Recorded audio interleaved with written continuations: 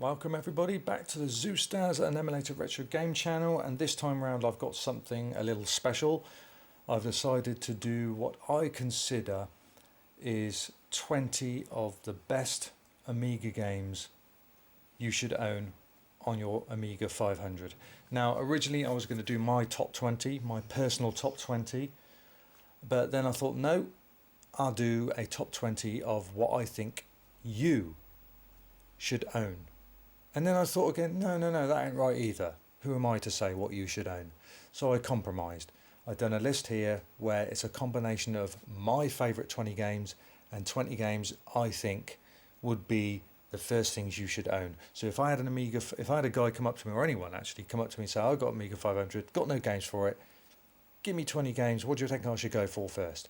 This is my recommendation list, combined with my favourite games too for that system. So if it was a top 20 of my personal games, it would be slightly different.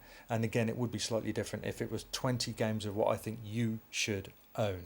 So it's a combination of two. So this is it, top 20 games that I think that I like, and I think any Amiga or future Amiga owner should own would be this. So let's crack on with the countdown, and we shall start at number 20.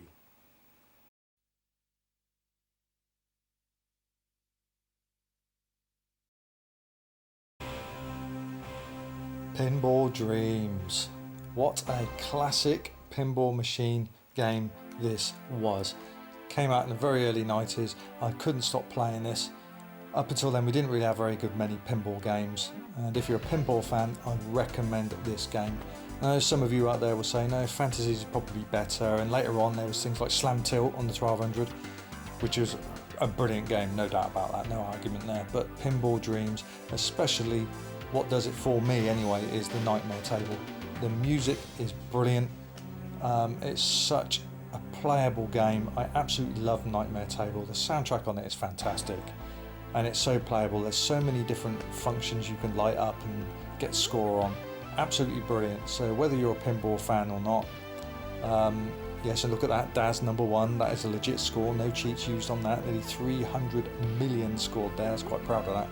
Can't get any fucking way near it now, mind you. I'll play it now and I can't even get probably 50 million, you know, nowhere near as what I could do. I completely lost my touch. But yes, this is the 20th position in the chart, the 20th game I recommend you should own for your Amiga, and one of my favourite games too. And as I said, especially the Nightmare Table is absolutely brilliant, and there it is. There's so much to light up. The soundtrack is fantastic, and the realism of the board is brilliant as well. Very well programmed, and got my respect there. Whether you're a pinball fan or not, if there's a pinball game you should own in your A500 collection, this is it, no doubt about it. So that's the 20th. Now on to number 19. I wonder what it is.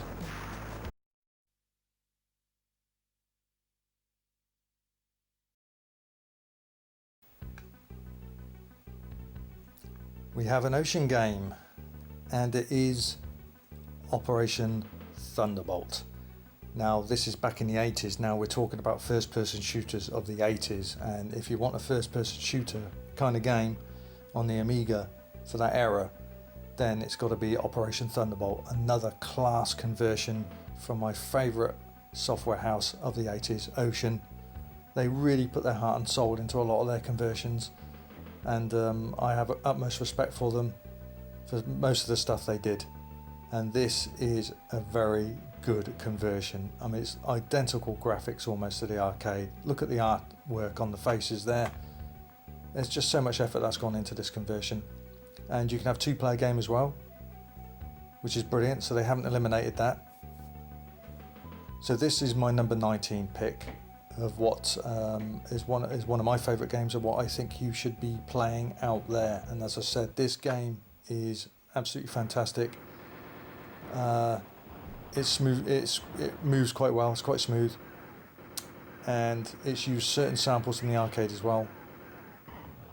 And it's just a lovely conversion. This is one player mode you're seeing right now, but you can have a two-player game, and you'll have great fun with it, especially if you put the cheats on. You just blow the shit out of everything. But welcome to first-person shooters of the 80s, which I will always prefer than the new games of today. I just think these were great fun. Very hard game, but it's just a lovely conversion. And this is my pick as far as this type of game goes into the top 20. Absolute great version, wonderful graphics, nice gameplay, doesn't slow down as well. It's just fantastic. So yep, that's my recommendation, number 19 on this countdown. On to number 18.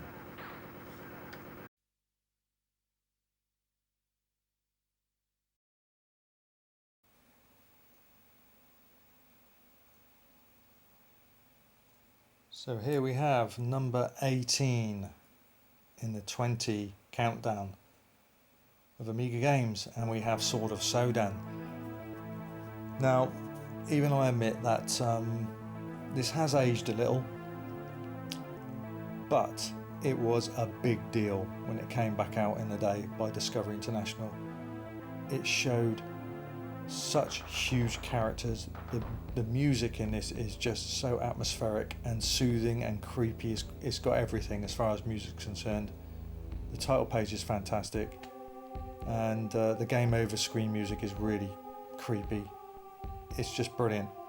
And even though that's not the most smoothest of scrolling going across that moon there, the game itself just oozed class. It really did. Characters were absolutely huge and just amazing to look at. Just absolutely amazing to look at. And I think it should go down in history as one of the Amiga's flagship games. As you can see, huge characters. The idea of this is you've got to get to the wizard in the castle and destroy him. He's ruling the lands for so long, and he's got to be get rid of personally, to put it another way. And to do that, you've got to go through many stages of the game, hacking and slashing away. You can ride animals as well, and lots of booby traps, zombies, as you can see, that keep coming back at you. There's even bigger characters in this. There's one character somewhere on one of the levels. He's about 1.5 inches taller than the guy you're controlling. So it really was a big deal back then. It really was. And yeah, the game itself, I said, it hasn't aged brilliantly. But when you first saw this, it was like, wow, look at the size of these characters. And you just have to have it in your Amiga collection just for history's sake. So I will always consider this as one of the Amiga classics. And at the end, as you said, you've got to face the wizard, which is him. And when you defeat him, which is a task in itself, he gives off the most horrific scream. It's really scary, creepy screams, horrific sounding. And then you claim the powers of land back. Simple as that. Well, it sounds simple, but it bloody well isn't. But that is my 18th pick in the chart. You should own this game purely to show off what games were doing back in 1988, 89, when it was starting to, the Amiga was starting to finally shrug off the shadow and the ports of the Atari ST. This was a mouth-drawing game at the time, trust me. So there you go, that's my 18th pick, Sword of Sodan, for your collection. Now we go on to number 17.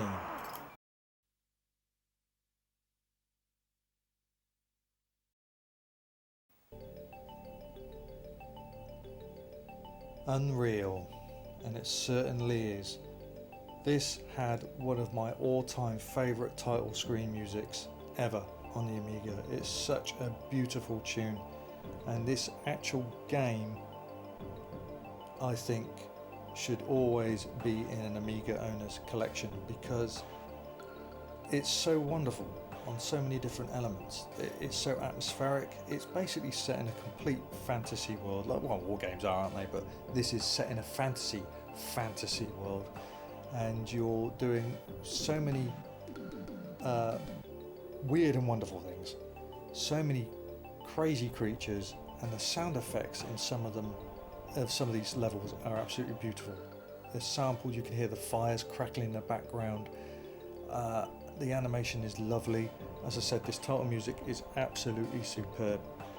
and it should be in an Amiga owner's collection no matter what. It's just a wonderful game, and so you're on a quest. There you are there, and you've got to figure out certain things, what to do to get past some of these levels, and some will work and some will end in your demise. Simple as that. But you're on a quest to rid the evilness of the land, which you must get to the castle, and there's so many stages to do that. You've got a lot to get through. So many wonderful aliens, as I said. Well, not aliens, but prehistoric fantasy creatures. It's just a lovely game. It really is. It's not the most fantastically graphical game, but it's just an unusual game, and it's lovely to play. You also get sections like this where you fly into the screen. There's several of them dotted about, where you have to avoid dinosaurs, in this case great big bloody trees in the winter. Yeah, it's got a bit for everyone in it. So it is a wonderful, wonderful game. Very nice indeed. And as I said, you're on a quest to rid the evilness of the land, and there's plenty of sound effects, weird and wonderful creatures. I think you just enjoy this. It's like a kind of Shadow of the Beast kind of feel to it. It reminds me of Shadow of the Beast number 2, where you've suddenly gone from a beast to a sort of half-man ape. You're gradually coming back to a human being, and you've got puzzles to do to actually get through the game. That's the castle you need to get to. Easier said than done. You've got a lot to get through. But there you go. That is my 17th pick of what any Amiga owner should have in their collection, even if they don't play it much. It's a lovely game to show people, and it made big news when it came out on the day, back in the day. Very good reviews, and just a lovely game. That's all there is to it. That's number 17. On to number 16. See you there.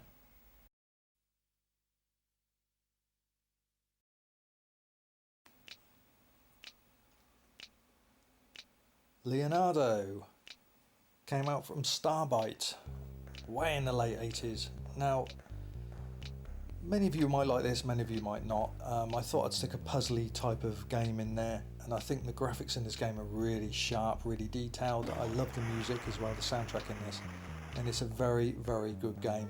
Very good sort of puzzly kind of game. The idea in this is you've got to you've got to find the 3 types of jewels in each room. There's about 56 rooms altogether, and what you got to do, you've got to push them in line, whether it's vertically or horizontally. You can't do it diagonally. It's got to be either horizontally or vertically, all 3 of them. So one room you could have 3 computers, another room you could have 3 diamonds, another room you could have 3 coins. It's always 3 of the same thing, and you've got to try and push them together to progress. And I think this is a very, very nice game. It can be difficult and challenging at some points, but there's the couple of enemies on there. You've got to deal with a guard, and you've got to deal with a ghost, and this is basically what you do. You have to push away. It's a bit like a Boulder Dash clone kind of thing, but there's one of the 3 on this island. I don't know what that is, like some kind of a ruby jewel. You've got to push all 3. There's the guard. If you can block them in, if you can, not all of them levels you can do this. And that earth symbol there below that other ruby, you crush that, you freeze everything like that. So there's the 3, look, but you've got to put them in line. And once you get to know what to do and how to do the stages, it's a really good game. I love it. I love it. Well underestimated. Not enough reviews for this. The company came out with Clownomania and Rolling Ronnie. That was another couple of games, just for example. But this one for me has always been, had a little warm place in my Amiga collection. And there you go, I've managed to push all 3 together there. That's stage 1 done, and there's about 56 altogether, and I certainly not completed it. This is the only game I think actually in this top 20 I haven't long played because I can't do it. Simple as that. But this, just for puzzle's sake, deserves a place in the top 20. So I recommend this game. Each level is very different in graphics and style, you're still dealing with the same two enemies there, look, a ghost and a guard. And be honest with you, I guess the guard can't see the ghost, because if he could, he's either got bollocks or he's bloody stupid, because I'd get the fuck out of there if I knew a ghost was in the same room in the early hours of the morning. Stuff that. So that's Leonardo. Wonderful game, and should have a place in your collection, for the Amiga collection. And I would certainly recommend it for somebody who was trying to build another, or should I say trying to build an Amiga game collection. That is one for you. Check it out. Right in, on to number 15.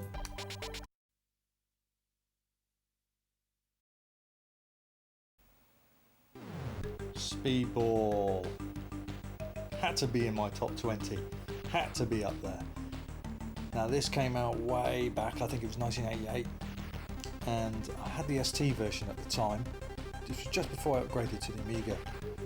And when I saw this version and that fist punching through the wall with that soundtrack by Whitaker, I thought, oh, this is cool. This is cool. And then it comes up with full screen overscan. And that just won it for me. It was just such a bigger play area. I absolutely love this game. It's brilliant in 2-player mode. Now I know a lot of you are thinking, well no, Speedball 2 is better. I actually did a poll, which is best video, a couple of months back, of which is the best at Speedball 1 and 2. And it was surprisingly close. Speedball 2 won it, no doubt about it. But for me, I prefer Speedball 1. Whether you believe it or not, Zeus says so. I prefer Speedball 1, and I certainly prefer the music in this than Speedball 2, easily. So yes, for any guy, anyone, or any gal that wants to start an Amiga collection, Speedball has to be in your collection, definitely. And if you still can't get over that, then yeah, by all means go to Speedball 2. Simple as that. Can't argue, can you? I'm not forcing you. But for me, and an unbiased way, I think Speedball 1 should be in anyone's collection, because this is where it all kicked off. Speedball 2 wouldn't exist if it wasn't for Speedball 1, and Speedball 1 wasn't a fail. It was a brilliant game. So yeah, it's a classic game. Classic game. And as you can see, there's 10 different arenas as well. It just scrolls vertically up and down very smoothly. Huge playing area. Speedball 2 scrolled in all 8 ways, but the screen was a lot smaller, much more smaller play area. I just love this game. I think Speedball 1 is absolutely brilliant and should be in anyone's collection, any Amiga owner's collection, to own this game. You must own this game. Brilliant. And if you've got a mate to play it with, even better. It's so much fun. Classic. So that is my number 15th pick. Not my 15th all-time favourite game, I will emphasise again. And it's not the 15th game I think you should have. I've compromised here on both sides of the coin. My favourite top 20 and top 20 I think you should have. So I've compromised. But this is, yeah, number 15 in that countdown. Definitely. Speedball 1. Go for it. Brilliant game. Okay, on to now number 14.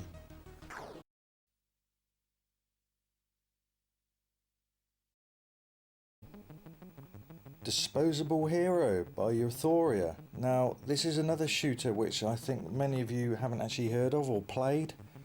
And it's a crime, really. I think it's because it came later on in the Amiga's life. Not in its twilight years, because games were still coming out in 1996, like Chaos Engine 2, for example. But this came out in 1993. And it's, personally, for me, a very impressive shmup. It's a very good shooter. There's about 5, maybe 6 levels. Again, long played, as I've said before. All the stuff on there, virtually 99% of it on this list is long played. But this is a really, really good shooter, and it has some fantastic techno music. It really is great, and you can play. You can't do a 2-player game, but you don't need to. It's a lot of fun with 1 player, and you can pop into shops as well and buy upgrades, weaponry, change your weapons, that kind of faffle. But once you get into the gameplay, the actual characters, as you can see there, there's some huge sprites in this game. Again, it's only a 1-layer background, which is a shame, but you know, you soon forget that when you start playing. It'd be nice to have two, sort of like a bit of a parallax effect, but it doesn't matter. The enemies are absolutely fantastic in this game, and I mean, look at the fucking laser on that. They move beautifully, the animation's really nice, there's no slowdown at all. I've played it from start to finish, and it's a shame that this game hasn't had more recognition than it has up until now. So I urge you to go and check out the long play and watch the entire game, and I definitely urge you, if you have an Amiga, if you haven't got this game already, then do get yourself a copy of it. It really is a good game. As I said, you can change your weapons as well. There's lots of wonderful different aliens, different bosses. As I said, every level has got different music, and this is one of my favourite Guardians as well. It just moves so really smoothly, very nice. Of course, I've always said that once 1990 came about, the Amiga started to come on its own and shrug off the shadow of the Atari ST and its ports and really show us what it can do. And games of 91 onwards for the Amiga, most of them, they just look stunning. Really did. And I couldn't really imagine them on the Atari ST. Certainly be watered down, no doubt about it. And there's speech in this game as well, which you'll hear there. It's wonderful. Please get yourself a copy of it. Gonna just play a few more seconds of it just to give you some idea of the different graphics of the levels and some of the aliens, different types of aliens there are. But there's no slowdown, and the background, they just look really nice. They're very well detailed. It looks like a lot of care has gone into them here. And that was a bit clumsy of me, wasn't it, going straight into that, committing suicide. But yeah, it's a brilliant game. Grab yourself a copy and play it. It's on 3 discs, if I remember right. So if you've got 2 external disk drives, if you're using the real hardware, then perfect. You don't have to do any disk swapping. And you'll love it. You'll absolutely love it. So that is my number 14th pick. So now on to number 13.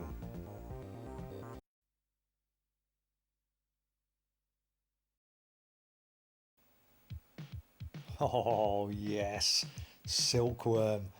Unbelievable shooter, and one of those occasions where it is better than the arcade. The explosions in this game are fucking fantastic, especially if you've got your Amiga hooked up to your hi-fi. You whack the treble and bass up and it's just fucking awesome. I love it. The explosions in this, I can't get over them.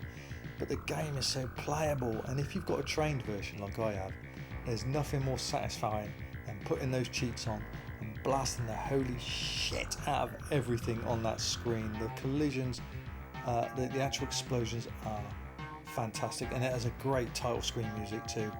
Brilliant. There's 11 stages in this, and if this is one 2D shooter you must have, it is definitely this. You have to have this in your Amiga collection.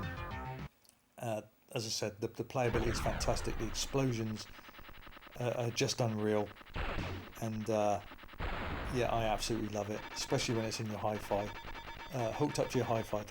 It's just, oof, you can hear them now. Fantastic stuff. It rocks the house down. It literally does. So it's a fantastic game. You have to own this one in your collection. There's also Swiv, which was an unofficial sequel. That's very good too. That's one massive long vertical level, and that's pretty good. That's pretty good. And also, if you're interested, Seek and Destroy. That to me is like a 3D version of Swiv. So if you like Silkworm and Swiv and you want a bit more, check out Seek and Destroy. That's on my channel too. That's more like a 3D Swiv. But this for me, yeah, it's just great fun. It's only a shame you can't have 2 choppers. One of you got to control the Jeep. But at the end of the day, it still means you can have 2-player co-op. That's the way to look at it. But listen to this. Listen to those explosions. They're absolutely crisp and wonderful. Brilliant. Look at the little aircraft in the background taking off the ship there. And they eventually swing round, as you'll see in a second. There's some more, look. Taking off. That's brilliant. Nice little touch shot. And here they come, look. They swung round. Whoa, beautiful. And in the end, you've got to make your way to again, these explosions. Listen to that. You've got to make your way to the supercomputer inside the building, and there it is. Well, that's not the computer, but that's the building. That's the last stage on your way to face the computer, which you have to blow up. But yeah, you got to have that, and you got to have your Amiga hooked up to your hi-fi. It's fucking fantastic game, brilliantly programmed, a fantastic conversion, better than the arcade. Go check it out, brilliant. That's my number 13th pick of a game you should own if you plan to collect Amiga games. And that's the supercomputer coming up.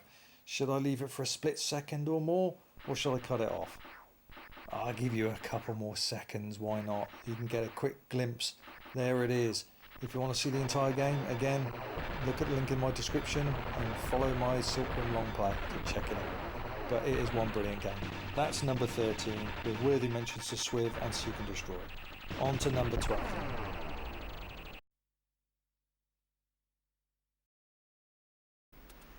And here we are with number 12, and what could this be? Might be a bit of shock to a lot of you. Many of you might not even heard of it. You certainly heard of the original. What could it be? It's Nebulous 2. That's right, Nebulous 2. Pogo A Go-Go. Now Nebulous 1 was a classic, very well programmed game. It was named Tower Toppler on other machines, and even other names I think, I do believe. But Nebulous 2 was a game that sort of missed the radar of a lot of people. Some people don't even know that it exists. Some people say it was too hard to even try, and it is. And that's the reason why I've chosen Nebulous 2. I put this in here because I'm trying to cover everyone's taste. Now, if you're someone out there that likes a real challenge, then you need to bypass Nebulous 1 and go straight to Nebulous 2. And I, at this moment in time, I can safely say, have produced the only long play of this game on YouTube. It's in the description of this video, check it out. It's a massive game and it took me a long time to conquer it. I had to turn the clock off because it was just insanely hard, but even so, the amount of puzzles and challenges on each tower, there's 16 altogether, it's not easy. Nebulous 2 Pogo A Go-Go, a seriously hard sequel, but a vast improvement graphic wise over the previous game. The towers are massive in this. So the first tower, you have 8 towers and you have to go up them and back down them again, making 16. So the first phase of tower 1, you go all the way to the top, and then you have to go all the way back down again on the second phase, making 16 towers altogether. And you've got icons as well where you can lock doors and super jump and magnets and rockets, stuff like that. Yeah, it takes a long time before you can suss out what you do with all the special icons and what's best to use. So it's a seriously hard game, and I'm very proud of that upload, and I've had quite a few very nice comments on it, because to appreciate how hard it is.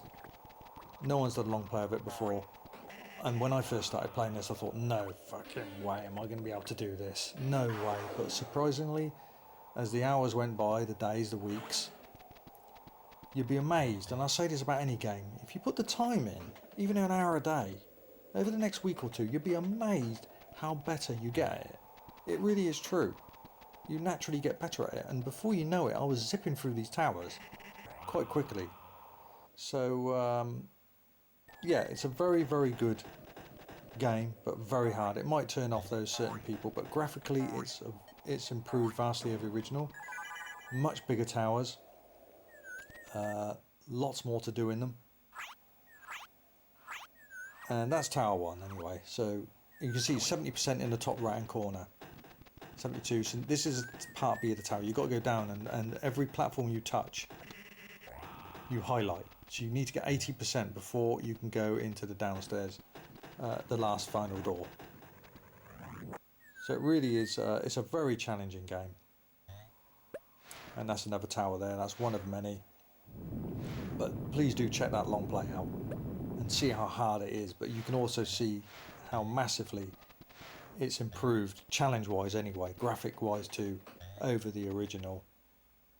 To the point that it might turn you off, it might turn you on as far as playing. You might be up for the challenge, but you need to see yourself, what you're getting yourself in for when you start playing this game.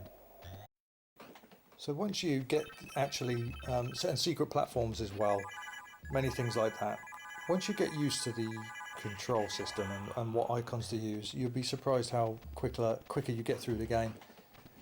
And I know a lot of you did like Nebulous 1, I love Nebulous 1, and many of you probably think if you've touched this sequel, you think, no, Nebulous 1 is better. Nebulous 1 is better because it's easier. That's all there is to it, and it is a great game. It really is a great game, and well worth having in the collection.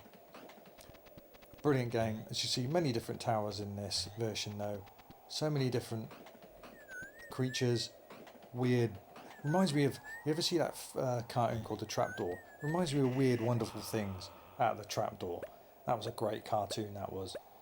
So you want to check this long play out. It's a mammoth, but it's worth the time because it shows so many aspects of the game, shows all the levels, and including the ending as well. But it's a seriously hard game, I have warned you, but I still think it deserves a place in anybody's 20 Amiga games. And if you can't get on with this, even if I just challenge you, put a week of practice in. If you can't get on with this, then yes, stick to Nebulous 1. That again is a brilliant game and should be in your collection if you own an Amiga or any format. But this is the Amiga 20 countdown, what you should own, and I say Nebulous 2. If not, Nebulous 1 it is. Right, well that is number 12. Now we go on to number 11 in the countdown. What could it be? We shall see.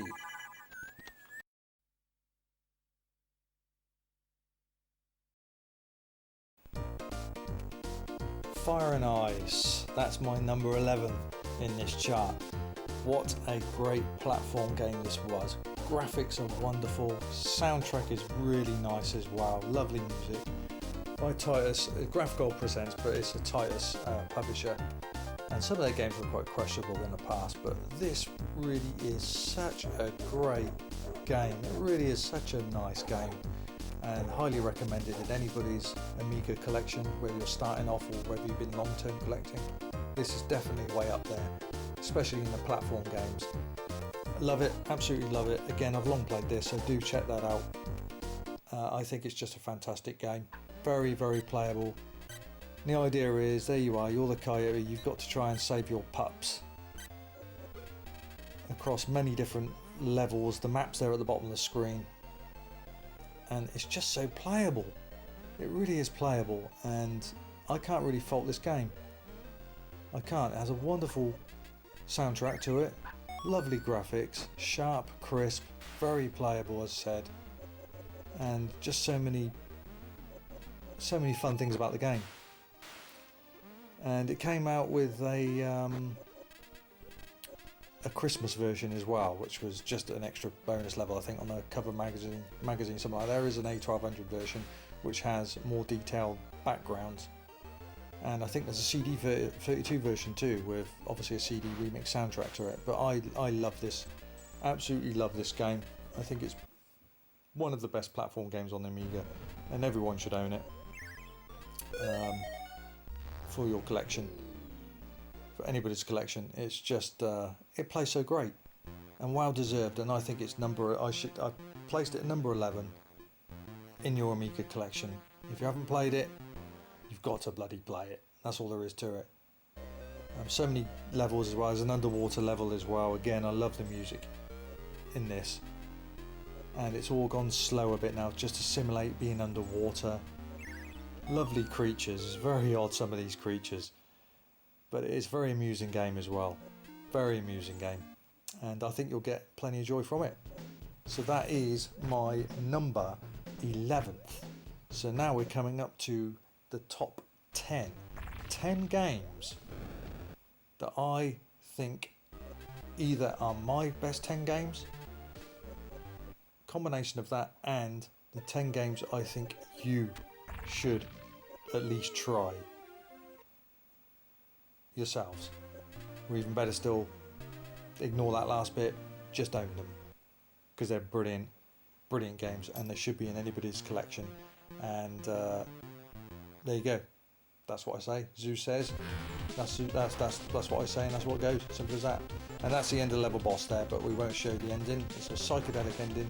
Check my long play out of it, and you'll see what that is. Right then, on to number 10.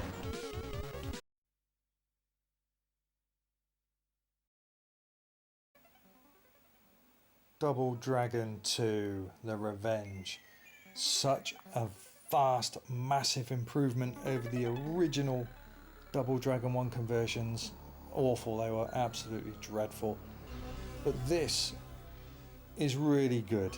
It really is. As I said, it's such a vast improvement. Full screen overscan as well. 2-player mode as well included. And I just think it's a very, very good game. And it's a good beat 'em up to have in your collection. There are other beat 'em ups such as your Shadow Warriors. You've got your Body Blowses. There's other things like Shaq Fu, which I didn't really like. God, I can't remember anymore off the top of my head. Is Final Fight, which is a bit of a disaster for most people. But I think this is very, very good and should be in your collection. Very cartoony graphics, but it's a very good game. It's very playable. And don't you just love that title music? If you've ever listened to this title music, it's brilliant. And I think it was placed somewhere in the top 5 of my top 76 Amiga music countdown. You can see that, that's on my main channel. Just go to the front page, scroll down a bit, there it is. 76 Amiga tunes in full, completely unedited. And this was placed very high up in it. Absolutely brilliant. So let's see what the actual game is like. The story as it goes is they're out for revenge this time. They're going to finish the job of Mr. Big, because this time he's gunned down Maria. It's more like Double Dragon 1.5 really in the arcade, because it's very similar layout. As you see, full screen overscan, and listen to these uppercuts. I love those triple connection uppercuts. Absolutely brilliant. And you get in-game music as well if you want to. You don't have to have it on. That's obtained by pressing F2 in the game. And as you can see, isn't it such a massive improvement over Double Dragon 1? I mean, that was so bad it was laughable. So bad it was actually funny to play.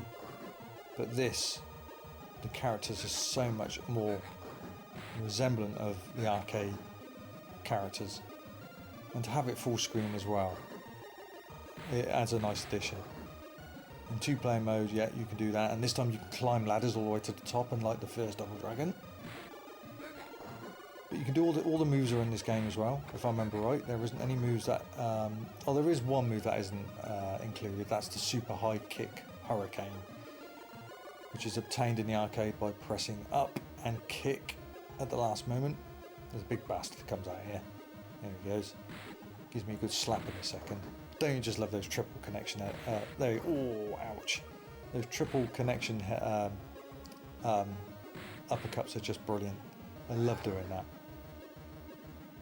So yes, definitely, Double Dragon 2 should be in your top 20 games to own.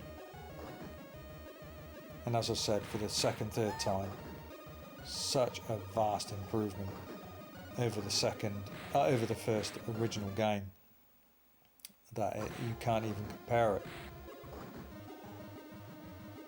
But it's all there. There are a couple of weapons that aren't included in this version for whatever reason. But it's got the sound effects as well, the kicks and punch, which is what made Double Dragon 1 brilliant in the arcade. Absolutely brilliant. The ST version is boxed down a lot. The screen's a lot smaller, and you don't get those wonderful punch and kick noises you get in it. It's more like kicking. It's more like the sound effects of Double Dragon 1 actually. It's like kicking a cardboard box. So yeah, you got to get Mr. Big again and sort him out. And they've also included the 2 evil Ghost Jimmy and Lee guys in this version as well. So they've certainly put everything in it, and the characters draw so much better. So yeah, wonderful game. I think you should own that. That should be one of your games, special beat 'em up games in your Amiga collection, and very enjoyable on all counts. So that's number 10. Now on to number 9.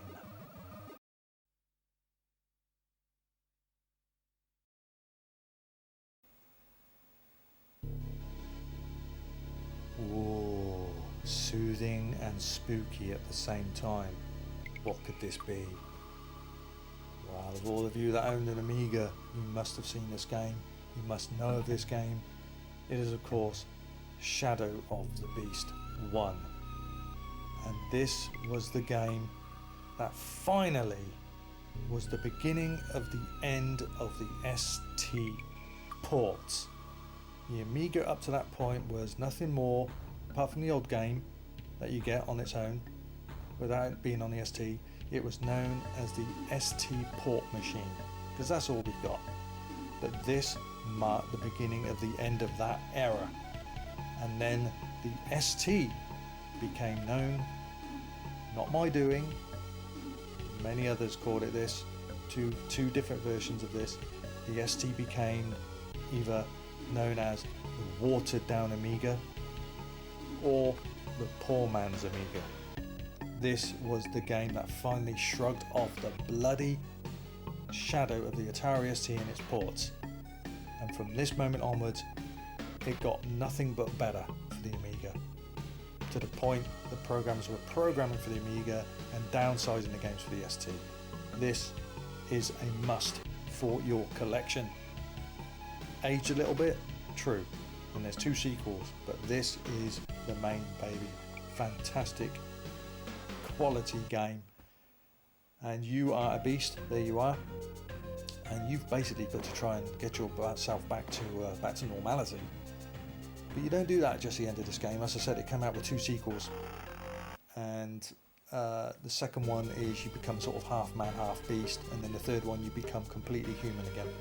But those 2 sequels are more puzzly games. This was a tricky bastard of a game. You had to know what you were doing. You get 12 lives, but believe me, they can go within seconds. So it's a kind of puzzler, platform, beat 'em up, you name it. All the elements. And this game was simply astonishing at the time, and this is a game most shops would have playing in demo mode to sell the Amiga, and it worked because a lot of class went into this game, and the music, wow, it's legendary, isn't it? The theme to this, all the tunes in this, absolute wonderful game. And tons of parallax scrolling as well, as you can see on the clouds. Just wonderful. And yeah, it's very challenging. You've got to know what you're doing, and it takes a lot of practice to get anywhere in this game without getting hit, which you probably will get hit. Simple as that. It's not that easy game. So that is one of my picks. That is my 9th pick in this countdown. Fantastic game. You'll love it. The music especially, brilliant. Okay, on to number 8.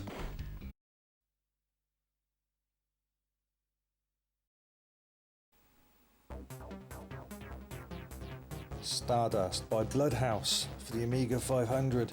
This came out in 1993, and to be honest with you, I never really was a fan of asteroids. I was never really good at it. That's the reason. That was my poor excuse. I don't like it because I was crap at it. You know, I tried and I just couldn't get very far in it. But then I had the fortune to stumble across this, and when I loaded it in, the first thing that got me was the music.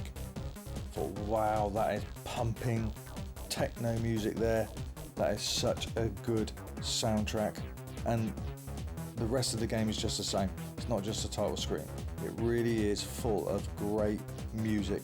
Again, forever pushing the Amiga further away from the Atari ST ports of the late 80s, showing the machine what it can finally and really do well on its own. And it's a cracking game. If you love asteroids, you will love this. It is full of ray trace graphics. It's got a really good intro as well, and it's got a nice ending music too. And there's so many different stages to this game. This is stage 1 you're seeing now, very basic, and you can select your weapons by pressing spacebar. And I love the robot voice as well when you do that. This came out on the 1200 as well as a sequel, Super Stardust, and a lot of people thought that was better, but I actually prefer this. I much prefer the soundtrack in this version, in the first Stardust game, and I definitely prefer the bloke's voice in this rather than the female voice that appeared in Super Stardust. But there's so many levels in this, you wouldn't believe it, and there's loads of bosses as well, and there's also a warp tunnel. I'll give you a quick clip of that in a minute. That's brilliant. There's 4 warp tunnels. They're very challenging, where you fly into the screen and you've got to get to the end of the actual warp tunnel to get to the next phase. Now, as you can see there, you've got white, you've got silver, blue and purple asteroids. Each one is more difficult. The purple ones are the hardest, but there's also gold as well in later stages. So you get 4 different colours. The silver one's the easiest, then the blue, then the purple, and the gold are real bastards to blow up. And you get many bonuses come up. You get the odd ship come along, you can blow up and get bonuses of that as well. You can change your firepower when you get enough points, and you get this is the first boss of stage 1, and there's loads and loads and loads of bosses. And you can also select special missions as well, where you try and collect extra lives. That's a very tricky game. That's more like a thrust game, where you're fighting gravity, you're trying to control your ship around corners and everything else without crashing into the scenery. Very tricky, that is. But the story of this game is you've got a mad penguin who's just really causing havoc, and you're out to get him. And here's one of the tunnel sections here. This is the end of level 1. You have to pass this to get to level 2, and it's so impressive. So impressive. Tons of ray trace graphics in this. Beautifully done, no slowdown. But yeah, there's a mad penguin on the loose. I never even thought he would have been a penguin until I completed the game with cheats. And yeah, he zooms off though and goes, you have to chase him into the second game, Super Stardust, but even then you can't blow him up. It was never really completed. I know there was a Stardust game that came out on the PS3, but I didn't like that. It was a very different playability. The way the game played was very different compared to these first 2 games. But there you go, there's the gold asteroids. You can't blow them up. They're pretty much indestructible. So as I said, guys, this is a fantastic game. This is definitely one of those games you should have in your collection.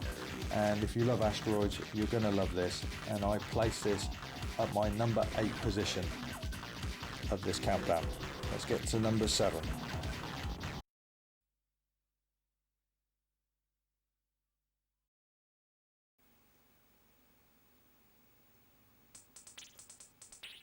Well, it had to be up there, didn't it? It had to be up there. Battle Squadron was one of the most impressive 2-player co-op shooters, or even in 1-player mode, that ever came out. It's a sequel to Hybris, but in terms of storyline, it's actually a prequel. It takes place before Hybris. Not many of you know that, do you? But that's what it is. I've got the originals of Hybris and Battle Squadron, and it states on the box the years that they are set in, and Hybris takes place after this. But this is a fantastic game. It's made by the same company, the same guys pretty much as Hybris. Was Discovery, became something Enterprises now. Can't remember the name off the top of my head. But I can't say enough about this game. It's incredible. The graphics are great as well. It's got a pumping soundtrack. There's endless amount of weapons that you can upgrade, and you can have fun in 1 or 2 player games in mode, and it's full vertical screen overscan as well, play area. If you buy the original, the cracked copies that I've ever owned have a big chunk of the bottom of the screen chopped off, so you really want to get the original if you can. It's full screen. And as I said, the graphics in this is stunning, the music is just as good, and it's just a wonderful game to have in your collection. If you need a shooter to start off your Amiga collection, or you're an Amiga owner and you haven't got this in your collection, you need to be shot. This is a game you must have, and well placed, number 7 in not only one of my favourite games, but a game that I highly recommend you owning, because if you've got a mate to play it with as well, you're going to have a lot of fun with this. And it takes about 50 minutes to complete. The idea is you've got to fly above the land surface and then find the 3 caves, the undergrounds, blow all that away, and then you'll face the end of game boss and complete the game. And yeah, it's just a wonderful game. As you see, different colour weapons, different powers, many explosions, even the screen's wider, so if you go left or right there's more of the screen that appears, as you can see. And it's just class, a class game, so well deserved in a high place there, number 7 in my favourite and recommended games for the Amiga 500. Okay, on to number 6. I wonder what it could be. I wonder. We shall see.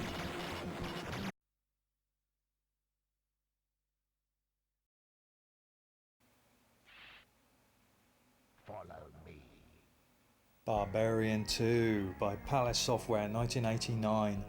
Now I know some of you will be thinking, what are you talking about? Barbarian 1 was much better. That Barbarian 1 was a brilliant game, no doubt about that. But Barbarian 2, once you get the controls sussed out and you know what you're doing, it's a fucking great game. It really is. There's so much speech in this game, so much character.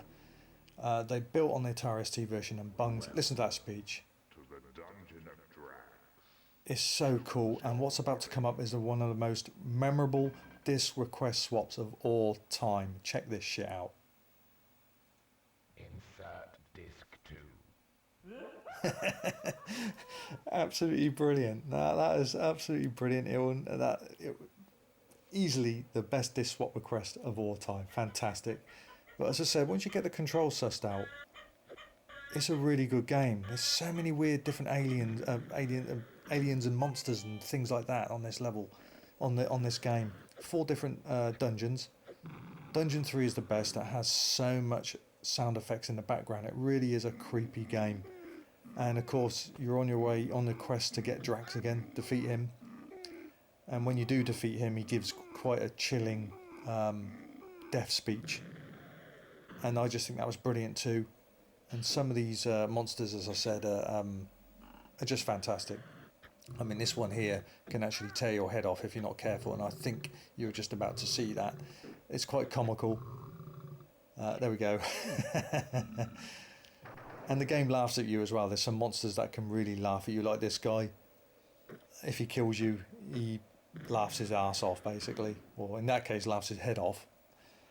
But it's, and the wind effects as well in the background. It's brilliant. It's absolutely brilliant. But you know, once you can get used to controlling it, you'll enjoy it. I think it was those who just couldn't suss out the controls, didn't really give it much of a chance and didn't like it.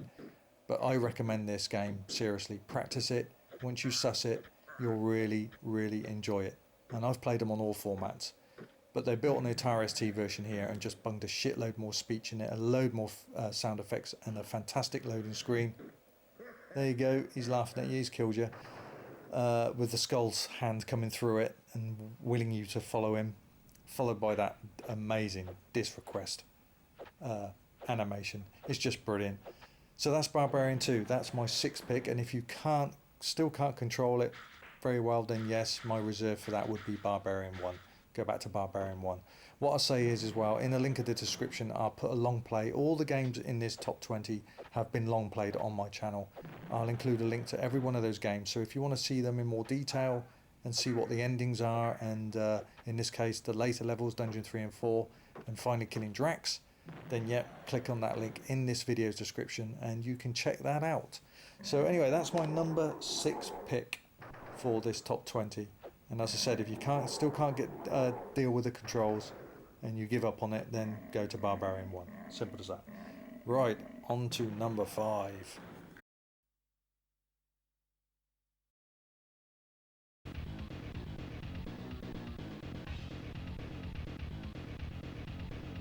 Renegade presents Rough Rogers in Rough and Tumble. This is one of my favourite games. This is such a great platform runner shooter, and it reminds me heavily of the Metal Slug series. If you've ever played that on the Neo Geo and PlayStation 2, came out on the arcade, I suppose. Yeah, Metal Slug series, sorry. There's about 7 of them altogether. And it just reminds me so much of that. The game itself is a hectic, fast runner, blaster, platform. It's got everything in it. It really is a great game. It takes about an hour and a half to complete, but every level is so detailed as well. The graphics are lovely, the music is pumping, and it is so playable. You will really like this game. I think it's for anybody's collection. As you can see, the graphics are just beautiful. It's only a pity it's not at least a 2-layer parallax background, but that is the least of my worries. I mean, look, that little alien there, robot thing there, it reminds me of the stuff out of Metal Slug series. It's very metallic, and you can tell it's a Renegade game. It's like the Bitmap Brothers had some influence on it. Everything is so great about this game. I really, really love it, and I recommend it highly to anybody. And if you like games like Turrican or Fire and Ice, those sort of runner platform. Well, Fire and Ice wasn't. Yeah, there was some shooting involved, wasn't it? You used to blow bubbles or something. I don't know. But the games are very similar. But if you like those two, you are going to like this. See what I mean? He looks like a Metal Slug, the thing I'm shooting at. You see what I mean? They really do. And the metallic graphics, the detail is just superb. I absolutely love it. And I recommend it for anybody in their collection. There's big Guardians as well. Plenty of different firepower you can collect. And you'll just have a whale of a time playing this game. It's fantastic. Absolutely fantastic. It came out, I think, around 1993. I'm taking a guess there. I've done a long play for this, as I've said. Most of these games included in this list have been long played on my channel. So I'll put the link in. You can watch the game. But please play this game. It is brilliant, and I think it's unfortunately gone over the radar of most players, and it hasn't got the recognition it deserves, because it's way up there. It's way up there with any blaster, any run and jump platform blaster there ever has been on the Amiga. So that's my order. You must have this in your collection. It's a brilliant game. It's on 2 discs. I think it might be. I'm pretty sure it's 1 meg actually. You need 1 meg internal drive for it. It wouldn't surprise me, because the amount of detail and the music. And if you've got 2 disc drives as well, that's even better. There'd be no disc swapping at all. Yeah, that's all I can say. It's just a brilliant game. Grab it, play on an emulator if you have to, even though it won't be 100% accurate, I'm pretty sure. Most of emulators have faults here or there, but it'll be minor details. But yes, this is a game you must own, and if you're going to collect an Amiga, you're going to buy an Amiga and build up your collection, this is one of them, one of the games you have. I mean, look at the detail. There's no slowdown at all. Not much of it anyway. There might be some in spots, but I can't remember it. But yeah, that's it. That's rough and tumble. So that is definitely my number 5 pick in the list, and should be in the collection of any Amiga 500 owner, without a doubt. Brilliant game. Right then, on to number 4, and this particular number 4 is going to be, when I say slightly different, what I mean by that is it's a shared position, and you'll know about that a little bit more in a second. Let's get on with it.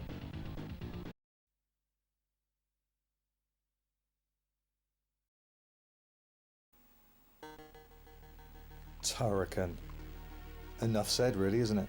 Turrican, an absolute classic on the Amiga. Originally came out on the Commodore 64, and even that was a blinding version too, but this was one of the most fantastic games ever on the Amiga 500. Now, this shares a joint 4th position because I just could not choose between the two.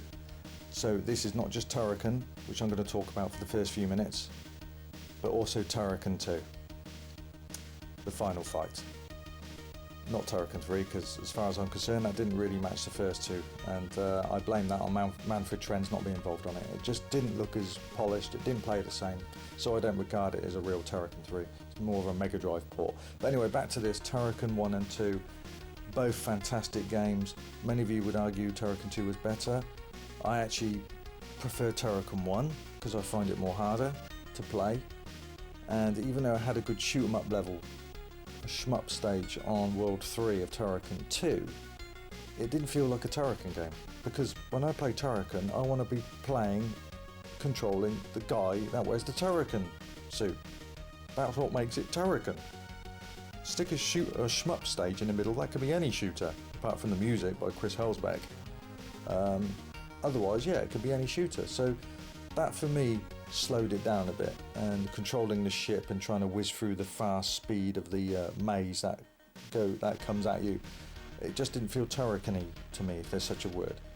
So I always preferred Turrican, but if I had a choice, no, I'll tell you at the end what I have a choice if I was able to combine the two. Let's talk a bit more about this game. When I first saw this, I heard nothing about it. I just saw the box in the shop. I had 20 quid on the hip to spend. Fancied spending it. What can I get myself? This was 1990. Didn't hear anything about this game. Went into the game shop in a basement in our city centre, and I picked up this box, Turrican. Looked on the back, and it looks fantastic. The screenshots look really good. It was the actual Amiga screenshots, and of course the box. I think on the box, on the front, it gave one of the awards from one of the magazines, maybe a couple actually. And I just took the risk, and my God, what a gem I picked up! What a risk of 20 quid! Because back in those days, you couldn't just take a game back and say, "I don't like it, I want another game." I took a risk, and it paid off. My God. And it's gone down in history as one of the best games ever for the Amiga. As you can see, there's many different stages you can go through. There's 5 worlds, about 15 stages, 3 stages roughly on each world. And what you're seeing now is the first stage of World 3, Jetpack stage. And the music is legendary as well by Chris Helsbeck, no doubt about that. The playability was fantastic. Just a wonderful game. You have to have this in your collection, as well as Turrican 2, and that was the problem. I just couldn't decide which one was the best. If I put one in 4th position and one in the 5th, I wouldn't have been happy with that, because they both are as good as each other. They really are, and I just love it. Absolutely love it. The soundtrack's pumping, the graphics are tight and crisp, the playability is, again, very tight, meaning it just works. It reacts when you want it to. There's no slowdown. Wonderfully programmed, really is, and just a perfect addition to any Amiga owner's collection, whether you starting off collecting or you've had it for a long time. If you've not got this in your collection, you're absolutely crazy. And this is the final game boss. I think his name is Morgil or something like that, of Turrican 1. Different boss in Turrican 2. But I found Turrican 2 a lot easier. Whether it's because I was able to complete Turrican 1 and it plays similar, I don't know. But I completed Turrican 2 the same day I bought it. And here we go with a sequel.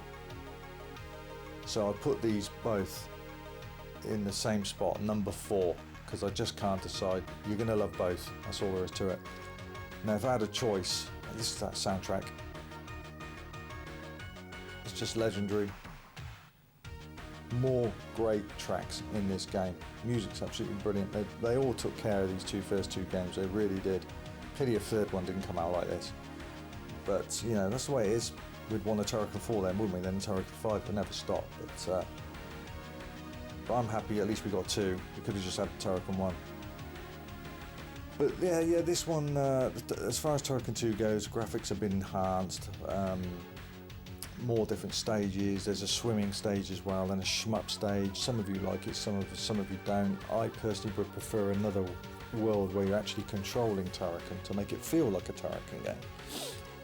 But if I had a choice to have my 5 perfect worlds, my Turrican, well, you can't say Turrican 3, but my perfect Turrican game, it would be World 1 from Turrican 2, World 2 from Turrican 1, World 3 from Turrican 1, so it replaces that shmup stage on World 3 of Turrican 2, World 4 from Turrican 2, and World 5 from Turrican 1. That would be my perfect Turrican game if I could combine these two games together. But anyway, Turrican 2 came along about a year later, and just had many more aliens, many more different creatures, backgrounds enhanced, music again just pumping, and playability is brilliant. And what I like about this, you can actually land on these things and squash them. That was quite amusing. that didn't happen in the first game. Lots of secret bonuses and exits and, you know, areas you can discover. You can't get enough of these games. Once in a while you have to slap on one of these games. So if you don't like Turrican 1, which is crazy, you will like Turrican 1. If you like Turrican 1, you're going to like Turrican 2. And if you like Turrican 2, you're going to like Turrican 1. They go hand in hand. That's all there is to it. You'll love this game. This must be, these games, they must be in your collection. And it's the best, I'd say, all-round runner platform shooter you can get. And I think it's pretty much the same team that did Turrican 2. Manfred Trenz was on board again. Chris Halsbeck, obviously, was his music. As you can see, look, there's more colours to the background. They're not just plain now, like on World 1 or Turrican 1. So there's more colour there. Different sound effects, slightly different weapons, obviously different bosses, and a shitload of more great level tunes. So yeah, Turrican 1 and 2, you know, you have to have both. You have to have both. I just could not pick between the two. I couldn't. There was just no way. And I thought, yeah, if I do, there's the shmup level of Turrican 2. It's good and the music's good, it's smooth, but it's an easy stage as well, to be honest with you. But if you replace the music, that could pass as any shmup game. That really could. So it didn't feel very Turrican to me, apart from the music. I would have preferred another world where you're controlling him like this. That's what makes Turrican a Turrican game. But yeah, I think most of the team were back on it again, back on board, and just revamped it. It's a different end of the game boss too, and many more secret areas, as I've said. But I think I felt it much easier than the first Turrican game. The first Turrican game took me ages to complete without cheats, because I kept dying on World 4, you know, the underground level, the ones with no music, that very haunty, it's a massive level. And I just kept getting killed by those bloody acid drops and spiders. But eventually, somehow, I passed that and zoomed past World 5 and completed the game.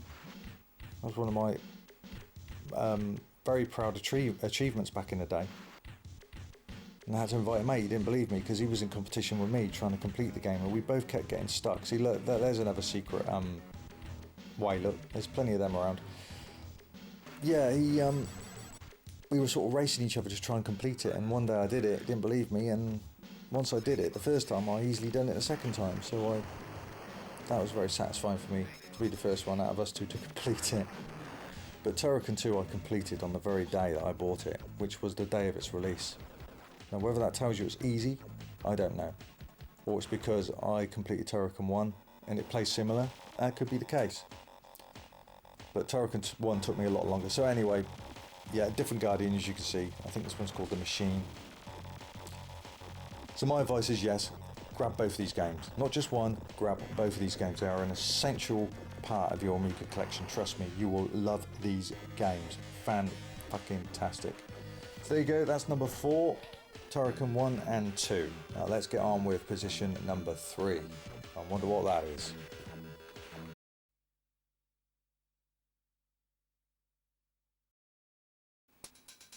Oh yes, Lotus 2, otherwise known as Lotus Turbo Challenge 2. Absolute fantastic racer, the best racer you'll ever see on a 16 or 8-bit back in the day. The speed this game achieves is incredible, and it just shows every other racer how to do it. You had a few others, I mean, off the top of my head, XJ220, that was a very good game, with a wonderful soundtrack too. But this was the king, Lotus 2, and this is the game. If you need a racer for your collection, this is the game you need to own. Fantastic, absolutely fantastic. You can play in 2-player mode as well, head to head with a mate, split screen. I think you can also, could be wrong, can't remember, you can hook up 2 Amigas, 2 different screens and have full screen.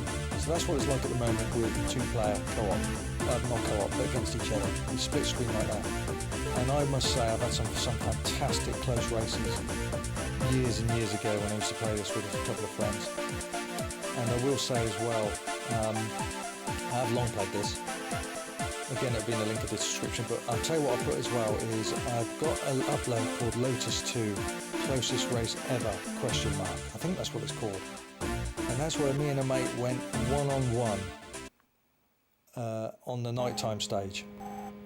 Look at that scrolling. Look at the speed. It plays so well. Everything is right about the game. It feels like you're on the road. It doesn't feel as if the car shouldn't be there. It does belong there. The skid noises, everything is fantastic.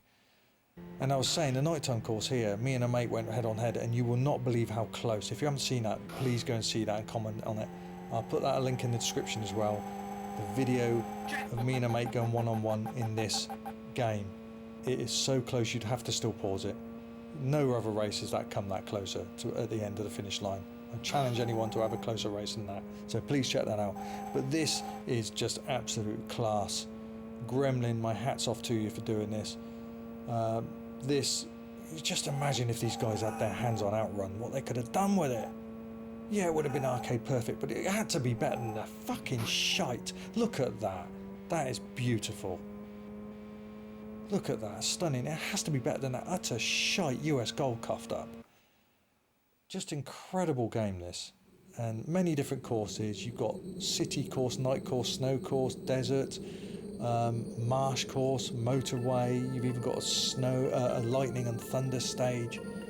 There's so much. There's 8 courses altogether. And this is the pinnacle of driving games. If you need a racer for your Amiga collection, this is the one I order you to get. You can't knock this game. Nothing has come close. This will always be the god of Amiga races. And that's the end of that. It is such a wonderful program game. And there's a similar stage like this on next Jaguar XJ220 Snow, but it was thick like this, but you couldn't really see the road. It looked messy actually. Whereas this, you can plainly see where you're going. And the skids as well have been compensated for the icy roads on that stage. You got your desert stages there, and you can hear the rattlesnakes in the background. And then you get motorway stages, and there's so much, and it looks so beautiful. It really is a lovely game, and you'll love it. You really will love it. I can't recommend it enough. And there's your marshes stages, and then you get your water effects as well. That's included. When you hit the water, that you can hear the whoosh. There you go. I can't falter it. And you get thunder and lightning stages as well. There, and there's no slowdown. Look how fast that is. It's beautiful, and it looks even better when you're watching it on the real hardware, on a proper television. I can't fault it. That engine noise as well. Oh, it's heaven. That's the game you need to get if you want to race, if you're going to get that. Well deserved place number 3 in this countdown. And yep, if you want to collect the Amiga games and you want a racer, Zeus tells you. Zeus said it. This is the game. Go get yourself. Get a copy, cracked or original if you can, and play it. Or whack it in your emulator or whatever. It's a fantastic game. Brilliant. That's all there is to it, say it. Brilliant. Right, on to number 2. Let's see what that is. Zeus will let you know.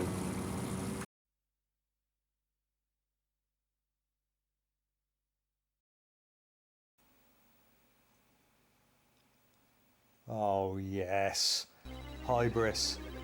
Released back by Discovery in 1987/88, and this was the game that made me sell my Atari ST and go to the Amiga. This is the game that I saw around a mate's house, and I couldn't believe what I was seeing.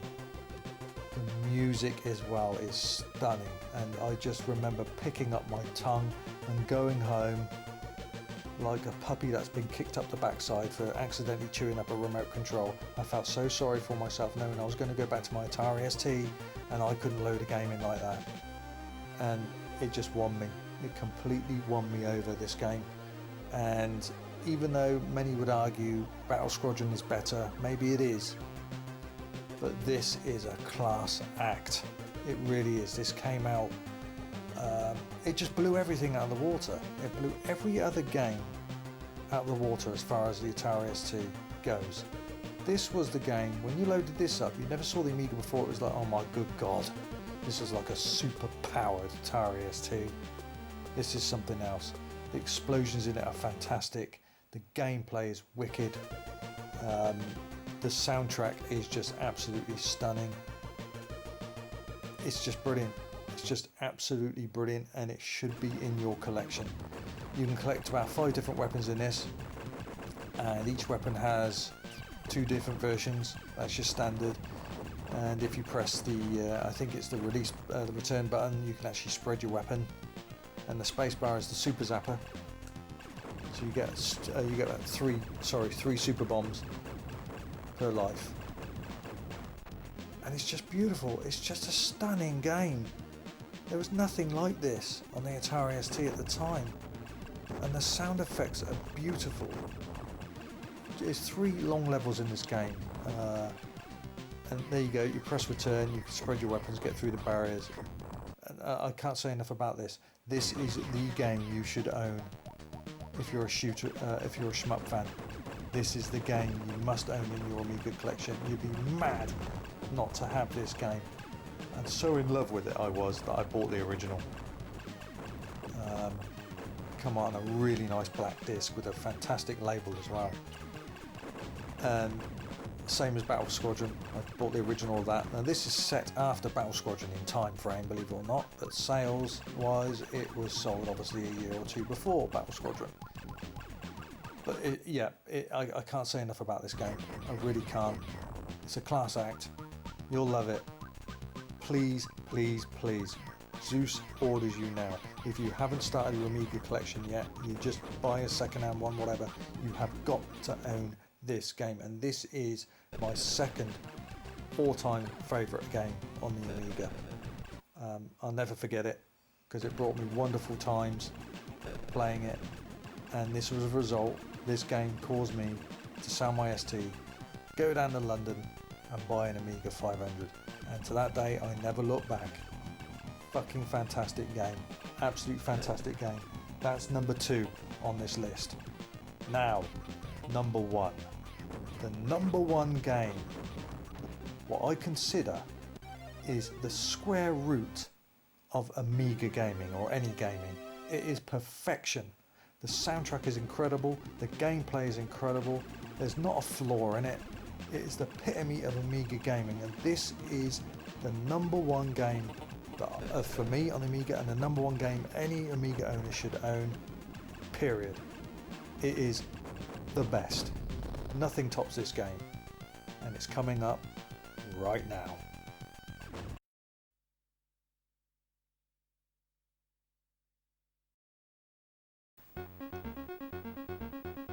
Number 1 of the all-time Amiga games you should have in your... Fuck off! Get the fuck out of here! What the f... You think I lost my fucking mind? You think Zeus has lost it? Chucky egg on the 16-bits. Get the fuck out of here! Let's get on with the real number 1. Had you fucking worried though, boys, didn't I? Had you worried? Number 1, the real number 1 on the way.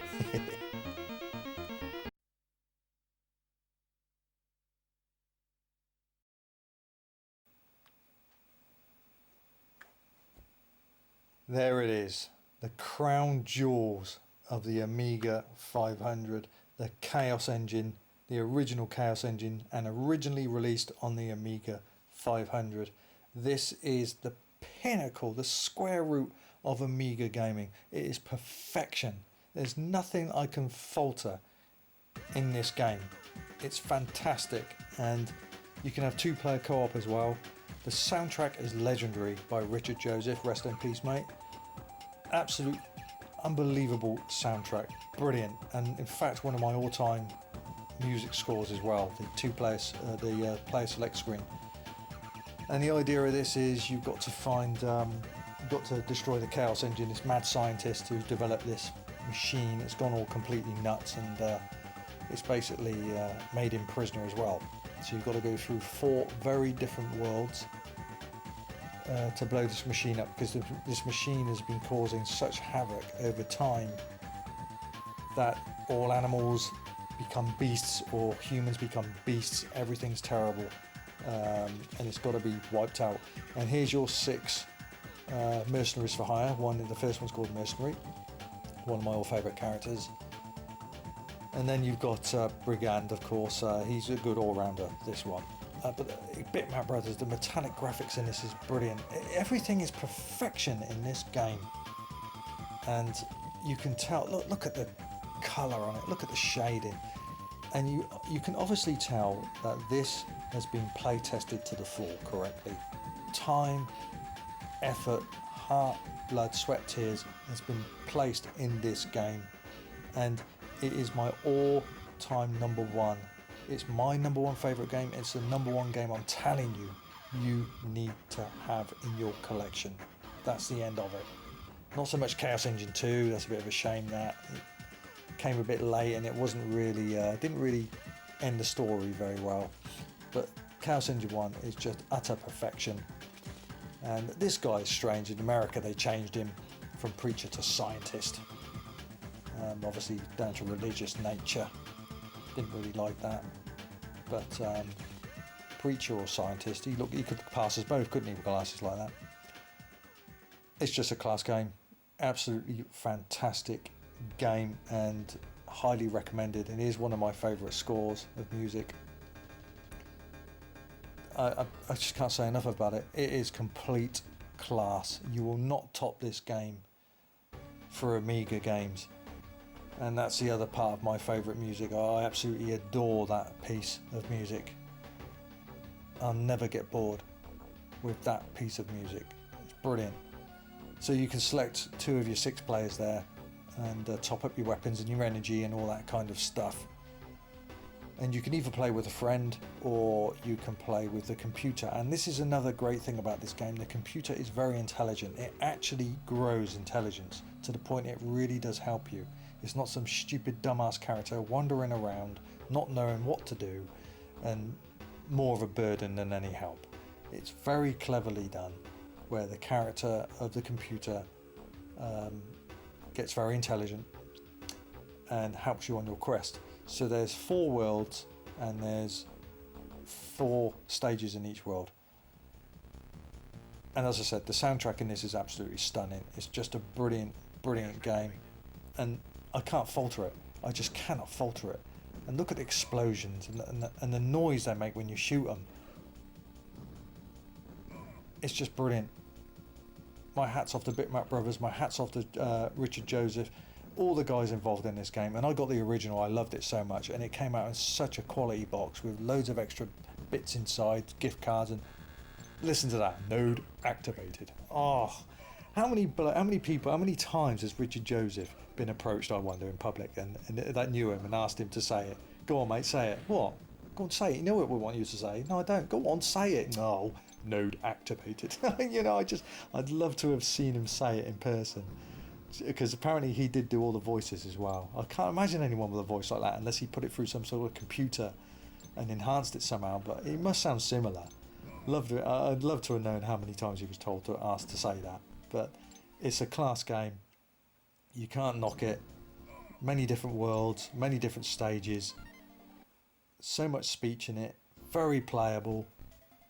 You'll never get bored with this game.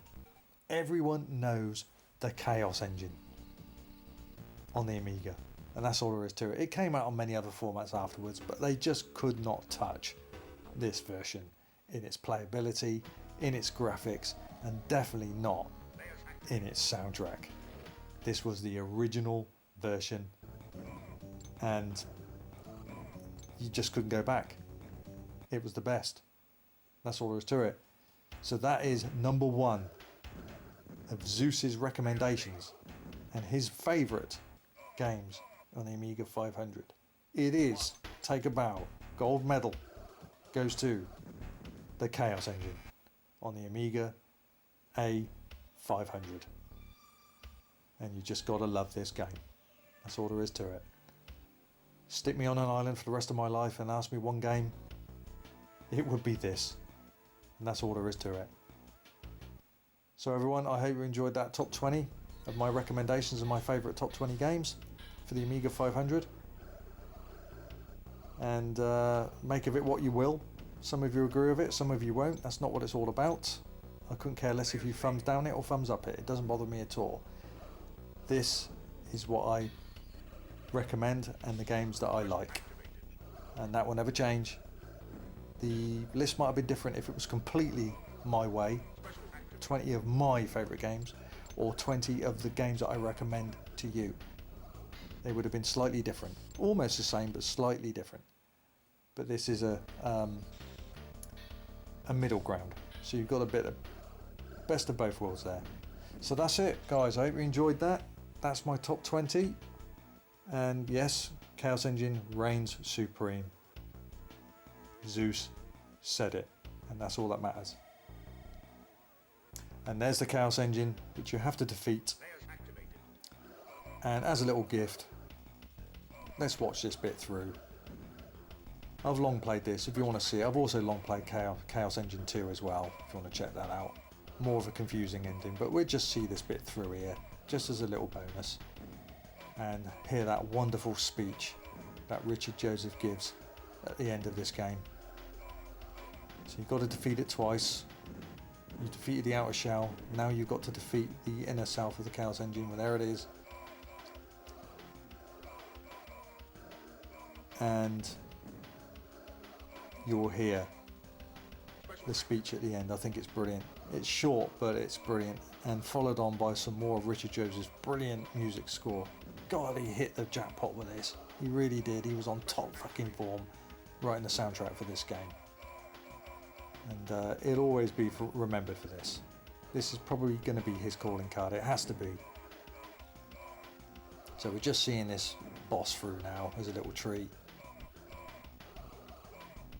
Right, bye bye. You're out of here. And now we're going to hear that lovely speech. I couldn't imagine a different voice doing it. And here we go. Let's listen to this.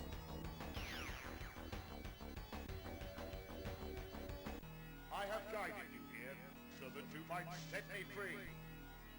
The chaos has ended. You will be remembered. Oh yeah, you will be remembered. Love it. Absolutely love it. There's a thumping bit of tune at the end as well. Brilliant. Hats off, Bitmap Brothers. Hats off to all of you that are involved in that game. That is the best ever Amiga game ever. And you should not be without that in your collection. Fantastic. Well earned #1 place. And I can never see that ever getting beaten. Okay guys, I hope you enjoyed that countdown. Keep tuning into my channel. Plenty of things to watch. Shit game times, let's plays, 8-bit challenges, and all sorts of wonderful music. Marathons and crack-tros, you name it. Everything. Plenty of stuff for everyone on my channel, so please spread it to others who might be interested in it. I hope you keep coming back and keep subbing. All the best. Zeus out.